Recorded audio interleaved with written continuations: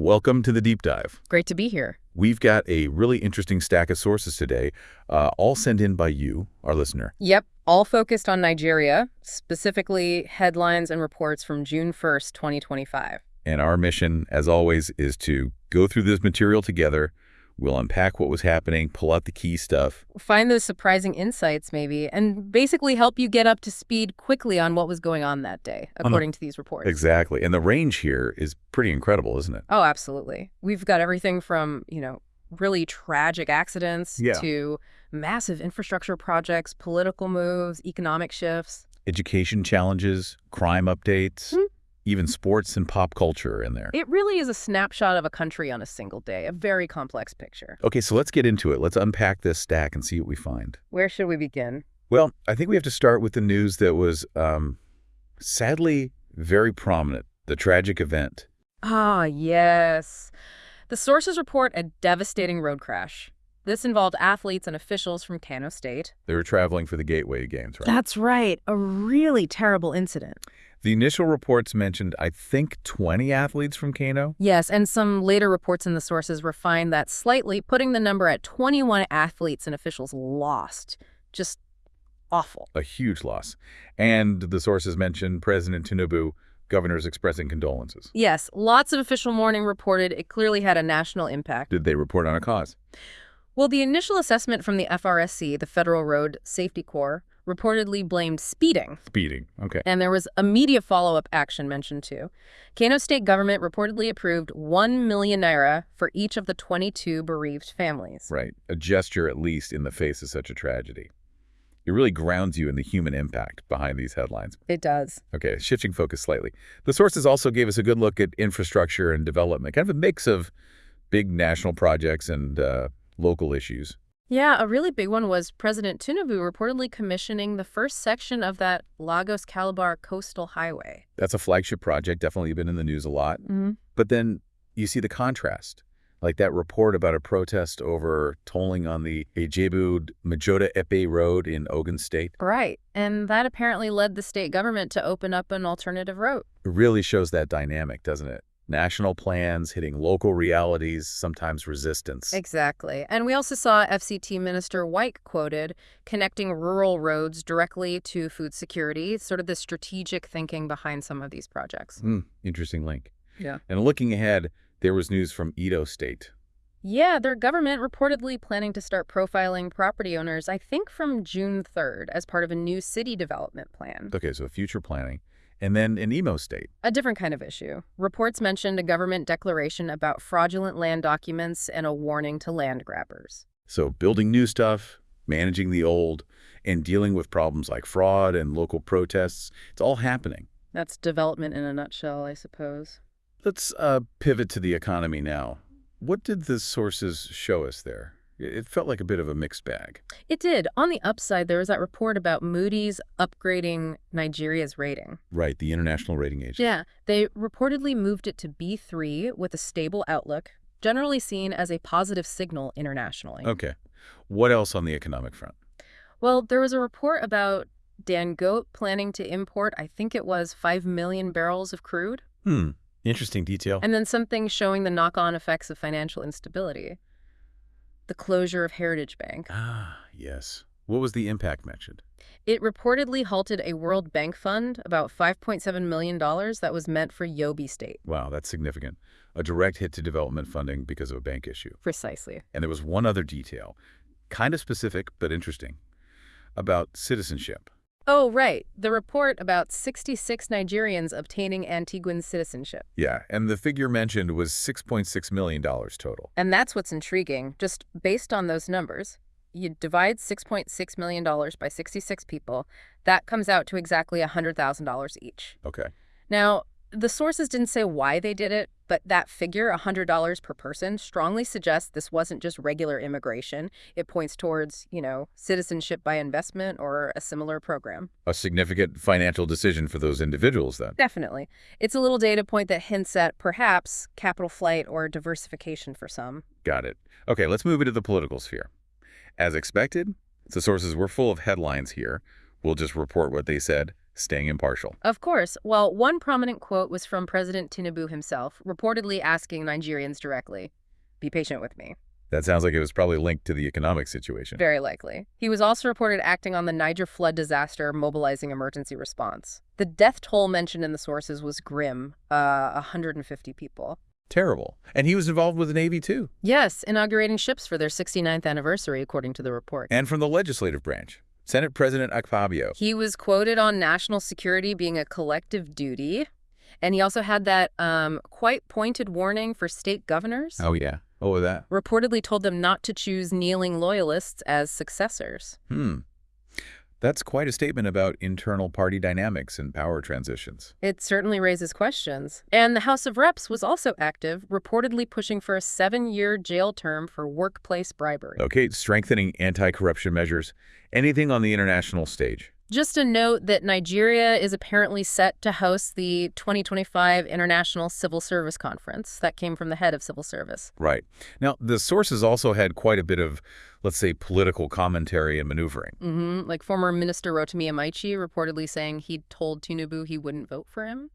A look back at the election cycle friction. And then we had Atiku and El Rufai. Both quoted separately, but using similar language, saying they're working to rescue Nigeria. Which often signals, future political ambitions or alliances. Indeed. And then there was a reaction to that kind of talk. From Adasumbo Onitiri. Yes, reportedly cautioning Atiku, Peter Obi, and El Rufai to stop heating up the polity. Basically, cool down the rhetoric. So you get a real sense of the ongoing political dialogue and positioning. Absolutely. And there was party-specific news, too, like the Ekiti governor, Oyabanji, talking about the APC's second-term bid there. And defections reported. Yes. Thousands from the PDP reportedly joining the APC in an Akwa Ibom council. And the APC apparently targeting CUPP, that's the Coalition of United Political Parties, in an anti-coalition move. Lots of moving parts within and between parties. Definitely. And just a small personal note, Governor Makinda was quoted explaining why he doesn't accept chieftaincy titles. Interesting. So, yeah, a really diverse picture of political life just from one day's reports. Multi-layered, for sure. Okay, let's shift to education. The sources highlighted some real challenges there, but also one positive note. A big theme seemed to be exam integrity, or lack thereof. Yeah, the Katsina state government reportedly wanted the WAEC English paper canceled due to concerns. Right, and at the federal level, there was talk of setting up a specific tribunal just for exam malpractice. A dedicated court for cheating. Wow, seems like it. And River State universities, through Professor Ibis, were vowing zero tolerance for malpractice and cultism, too. So a lot of focus on cleaning up exams and campus environment. Definitely serious concerns reflected in those reports. And then from the staff unions... ASU. Yes, the ASU president, Osadek, was quoted saying student loans aren't really feasible in a broken economy. Okay, pushing back on that policy. And SSNIT, the Senior Staff Association, was reportedly appealing for that 2,535% salary review to actually be implemented. So financial pressures and staff concerns are clearly high on the agenda, too. Very much so. But there was that positive partnership reported as well. Yes, Plateau State University. Partnering with a bank to develop livestock feed. Which is, practical, applied research meeting industry needs. Good to see that kind of collaboration happening. Definitely a bright spot in the education news. All right, let's look at security and law enforcement next. Quite a few updates in the sources here. Yeah, there was that interesting international angle first. The Russian drone scheme. Reports mention an uproar over an alleged scheme involving recruiting Nigerians, somehow linked to drones and the Ukraine war. Very complex and potentially serious. Definitely something raising alarms. And domestically. The military was reportedly increasing security checks at Abuja barracks after some kind of explosion was mentioned. Okay, heightened security posture there. And the police and the FCC were busy too. Seems so. The police were reportedly mum, basically silent, about an alleged lawsuit involving a retired AIG. Okay. And the EFCC. They reportedly filed new charges against the former CBN governor, Emefiel, this time about housing units in Abuja, 753 of them. More legal trouble for him. What else for EFCC? Arrests. 43 suspected internet fraudsters nabbed in Nasarawa State, according to reports. Wow, 43. And they were also probing 2 men caught in Kano with a huge amount of fake U.S. dollars, nearly $900,000. fake currency on that scale is serious. Absolutely. And the police made other arrests, too, mentioned in the sources. 6 suspected drug peddlers in Anambra. Yeah. And in Abuja, a pastor and 3 others were arrested over alleged child trafficking. Goodness. So law enforcement was dealing with a really wide spectrum of alleged crimes on that day. It certainly paints that picture, yeah, from financial crime to trafficking to drugs. Okay, let's lighten things up a bit as we head towards the end. Let's touch on the sports, culture, and kind of general interest bits from the sources. Sounds good. On the sports side, some positive news for Nigeria. The Super Eagles reportedly won the Unity Cup. How did they win? On penalties against Jamaica, a close one. Nice. And European football got to mention too. Big time. PSG apparently hammered Inter Milan 5-0 to win the Champions League. Ouch for Inter. Yeah. And Nigerian players were in the transfer news. Reports said EPL clubs were showing more interest in Ademola Lookman. After his Europa League heroics, maybe? Could be. And Leverkusen reportedly slapped a $50 million price tag on Victor Boniface. Big money. What about local sports? A couple of things mentioned. 120 golfers for something called the Edo 2025 Golf 4-Piece Series. Okay. And a novelty football match in Bayelsa celebrating the birthday of the head of Tantita Security. Interesting mix there. What about culture and entertainment? Well, former President Buhari apparently missed an event, President Tinubu's mother's Quranic recitation competition, that was noted. Oh, okay. Musician Davido reportedly gifted a fan 5 million naira. Wow, that's generous. Definitely got attention. And there was an anecdote about the musician Thames, her manager, recalling she only had 200 naira when they first met. Kind of a rags to riches vibe. Shows how far she's come. Mm-hmm. And for football fans, again, Peter Okoye from P-Square was reportedly trying to get Victor Osimhen to Chelsea, even involving Mikel Obi. The celebrity recruitment drive. Seems like it. And finally, just a few other random bits and pieces. Yeah, like Ehiki sounds like a university, giving honorary doctorates to the First Lady and a monarch. Okay. Ekiti State declaring Ado Ekiti a smoke-free city. Edo's monthly sanitation apparently had high compliance. Good for public health initiatives. Nasarawa authorities telling people to leave flood-prone areas. Kano banning offensive art on tricycles. Regulating public space. And NAPT rescheduling a summons for the musician Speed Darlington to June 2nd. So really the full spectrum of daily life, public notices, and celebrity news. Absolutely. It all makes up the day's news cycle. And the sources even included some standalone facts and quotes at the end. Yeah, quick bits, like Wimbledon being the oldest tennis tournament, 1877, the grass details, 8mm cut, the white clothes rule. Classic Wimbledon facts. And that fun one. Oh, you can't hum if you hold your nose. Uh-huh. Did you try it? Not yet, maybe later. And the Today in History note. Mention Rhodesia ending white rule in 1979, becoming Zimbabwe, and gaining sovereignty in 1980, a significant historical marker for that date. Indeed. And a final quote. From Christopher Morley. There is only one success: to be able to spend your life in your own way.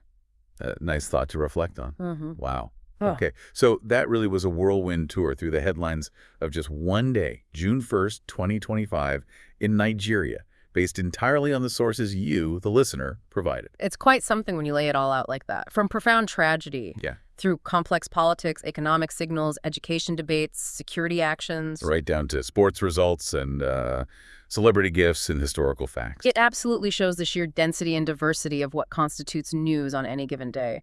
Seeing these disparate reports together really paints that complex, multi-layered picture of the country. The priorities, the challenges, the culture. Exactly. The whole fabric of life, really, captured in that 24-hour snapshot provided by the sources. And that was our deep dive into your material.